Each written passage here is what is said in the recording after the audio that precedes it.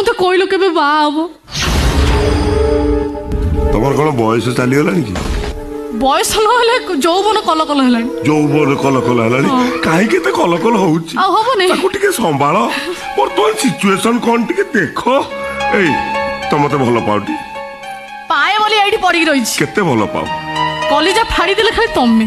କଲିଜା ଫାଡି ଦେଲେ ମୁଁ ତ ଦେଖିପାରୁଛ ସିଚୁଏସନ କଣ ହେଲାଣି। କଣ ସିଚୁଏସନ? ଆରେ ସେ ରୋଜରଟା ଯେମିତି ମୋ ପଛରେ ପଡିଛି, କୋଉ ଦିନ ମୋ ହାତରେ ହ୍ୟାଣ୍ଡକପ୍ ପକେଇ ଜେଲ ଭିତରକୁ ନେଇଯିବ, ସେଇଦିନ ଦେଖିବ କଣ ହବ। କଣ ହବ? ଛାଡ ସେ କଥା।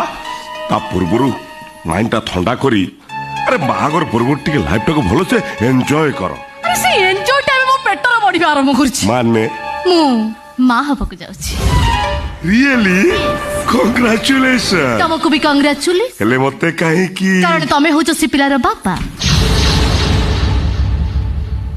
ମୋନା, ମୁଁ ଯେ ସେ ପିଲାର ବାପା, ୟାର କଣ ଗ୍ୟାରେଣ୍ଟି ଅଛି? ତମେ ଏମିତି କଣ କହୁଛ? ମାନବ ମତେ ଜୀବନ ଦେଇ ଭଲ ପାଉଥିଲେ ବି ଗୋଟାଏ ମୁହୂର୍ତ୍ତ ମୋ ଦେହଟାକୁ ତାକୁ ଭଲ ଭାବରେ ଦେଖିବାକୁ ଦେଇନି। ଯାହା କରୁଛ ସବୁ ତମେ। ହେଲେ କେବଳ ମୁଁ କାହିଁକି? ମାନେ ଭେରି ସିମ୍ପଲ।